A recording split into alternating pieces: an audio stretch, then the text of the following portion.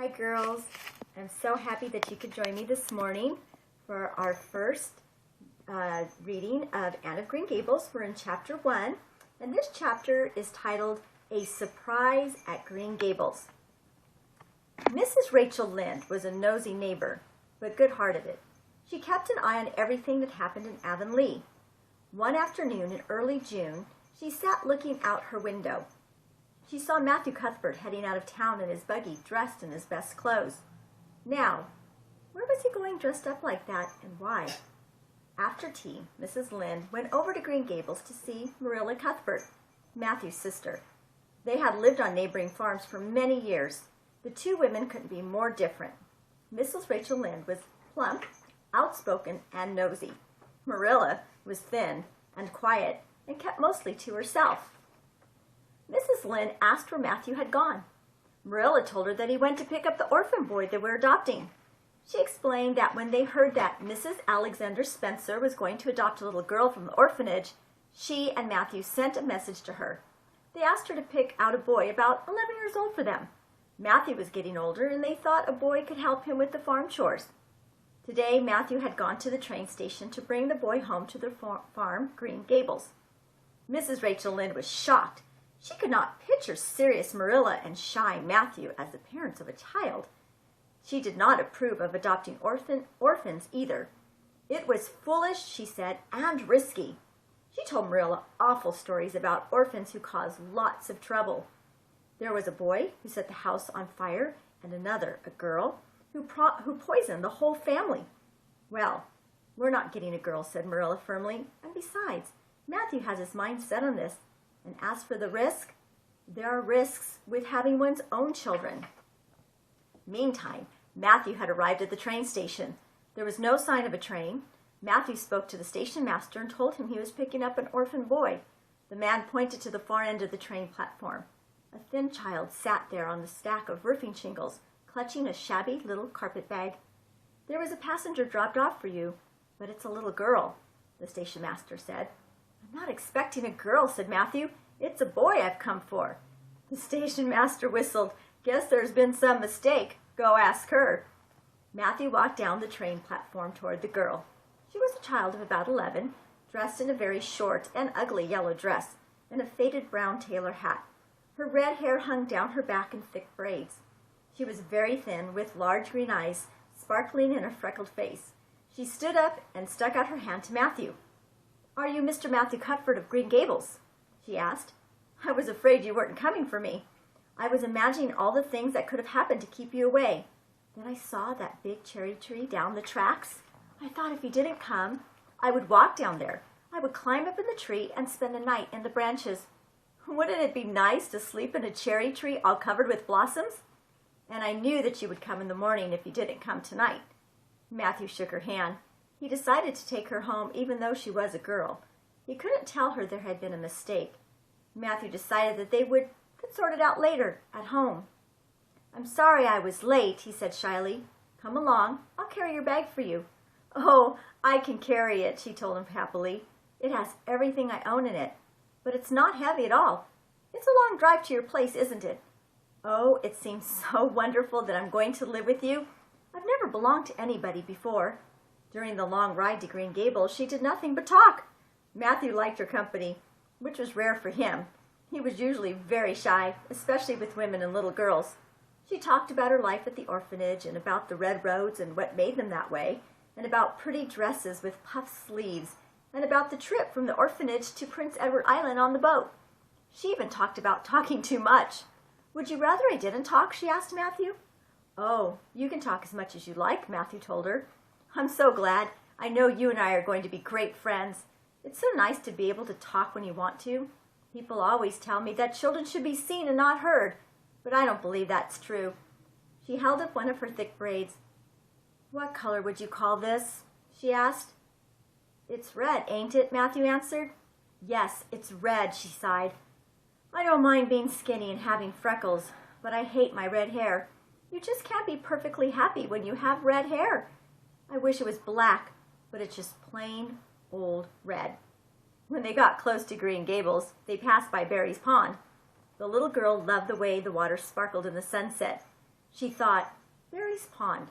It was just too plain a name for such a pretty place. She renamed the pond the Lake of Shining Waters. I just love romantic names, she told Matthew. When I don't like the name of something, I just give it a new name of my own. After they passed by the Lake of Shining Waters, Matthew said, We're pretty near Green Gables now. There ahead, in a little valley. Anne's eyes fell on a pretty white house with a green gabled roof. Oh, I have been afraid it was all a dream. I thought I'd never have a real home, the child chirped. But here it is. It's real, and we're home. Matthew had only spent a little time with this little girl, and already she had charmed him completely. He dreaded telling the child that she'd have to go back to the orphanage the very next day. Matthew couldn't break her heart that way. He'd leave that to Marilla. Marilla was always better with problems of this sort. Matthew Cuthbert. Who's that? Marilla demanded as they walked into the kitchen. Where's the boy? There wasn't any boy, said Matthew. There was only her. The station master said she was dropped off for us. She was all alone. I couldn't just leave her at the station. And the child burst into tears. You don't want me because I'm not a boy, she cried. Nobody ever did want me. Marilla and Matthew didn't know what to say. Neither of them was used to being around children. Finally, Marilla said, There's no need to cry about it. Yes, there is need. The child looked up at them through her tears. You would cry too if you were an orphan and had come to a place you thought was going to be home, and then you found out they didn't want you because you're not a boy. This is the worst thing that's ever happened to me. Well, said Marilla, you'll stay here tonight, and tomorrow we'll go to Mrs. Spencer's house and sort this out. What's your name? Anne Shirley, the child answered. But please call me Cordelia. Anne is such an unromantic name. Unromantic fiddlesticks, said Marilla.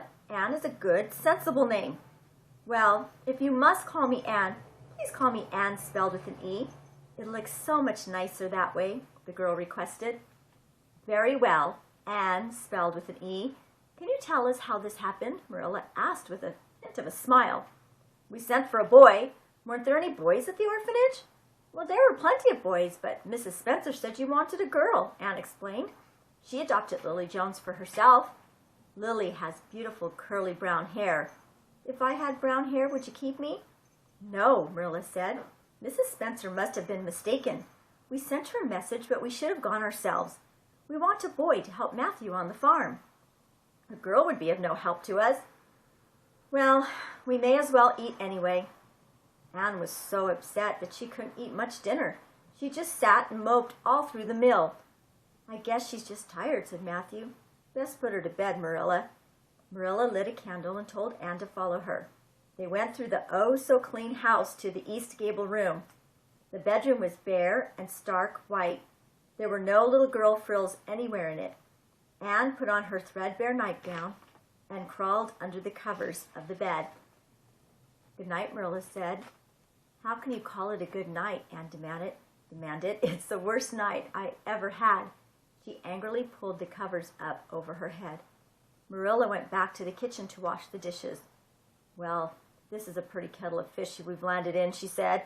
This girl will have to be sent back to the orphanage. Well now, she's a nice little thing, Marilla, said Matthew.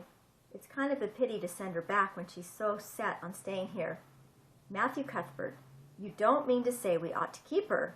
Marilla was surprised. We might be some good to her, said Matthew. Matthew Cuthbert, I believe that child has enchanted you. I can see as plain that you want to keep her. Well now, she's a real interesting little thing, persisted Matthew. You should have heard her talk coming from the station. Oh, she can talk fast enough. I saw that at once. I don't like children who have so much to say. I don't want an orphan girl, and besides, there's something I don't understand about her. No, she's got to be sent back. I could hire a boy to help me, said Matthew, and she'd be company for you. I don't need any company, said Marilla, and I'm not going to keep her. Well now, whatever you say, Marilla, said Matthew. I'm going to bed. And to bed went Matthew. And to bed when she had put her dishes away went Marilla, frowning. And upstairs, in the east gable room, a lonely, heartbroken, friendless child cried herself to sleep. Thank you, girls, for listening, and I'll meet with you tomorrow. Goodbye.